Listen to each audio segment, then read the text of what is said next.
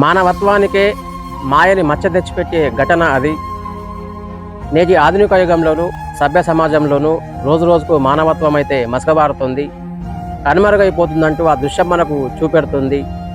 Railway platform మీద అనునిత్యం ఓ నిరుపేద కుటుంబానికి చెందిన ఓ యువకుడు ఫుడ్ అమ్ముకుంటూ జీవనం సాగిస్తూ కాలం వెల్లదీస్తుంటాడు. అంతలోనే అటుగా వస్తున్నటువంటి ఓ ట్రైన్ ఆ ప్లాట్ఫామ్ మీదకి చేరుకుంటుంది.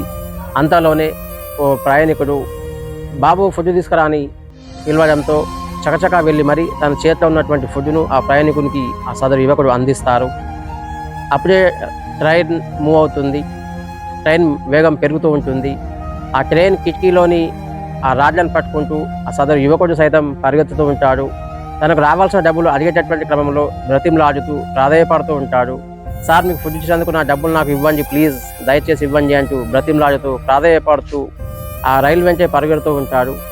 ప్రయాణికుడు మాత్రం తన చేతిలో ఫుడ్ తీసుకొని అదే చేతులతో డబ్బులు తిరిగి ఇచ్చేందుకు మాత్రం ససైమీరా అంటూనే తన షాజీజాన్ని ప్రదర్శిస్తాడు. డబ్బులు ఇవ్వాలా లేదా అంటూ దోబూచులాడే ప్రయత్నం చేస్తారు.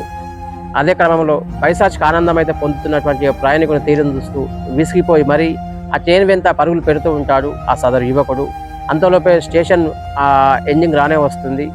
ప్లాట్ఫామ్ ప్లాట్ఫామ్ పై నుంచి దూసుకు వెళ్తున్నటువంటి ట్రైన్ను స్పీడ్గా అంతే వేగంతో ఆ యువకుడు సైతం పరిగెత్తుతూ ఎట్టకెళ్ళకైతే డబ్బులు ఎట్లాగో ఎగ్గొట్టే ప్రయత్నం చేశాడంటూ చాలించుకున్నటువంటి సదరు యువకుడు ఎట్టకెళ్ళకైతే ఆ ట్రైన్తో పాటు వేగంతో పరిగెత్తి ఎట్టకెళ్ళకైతే ఆ ప్లాట్ఫామ్ అంచుల వరకు వెళ్ళి మరి అక్కడే అలసిపోయి సొమ్మసిల్లిపోయి ఆగిపోతాడు.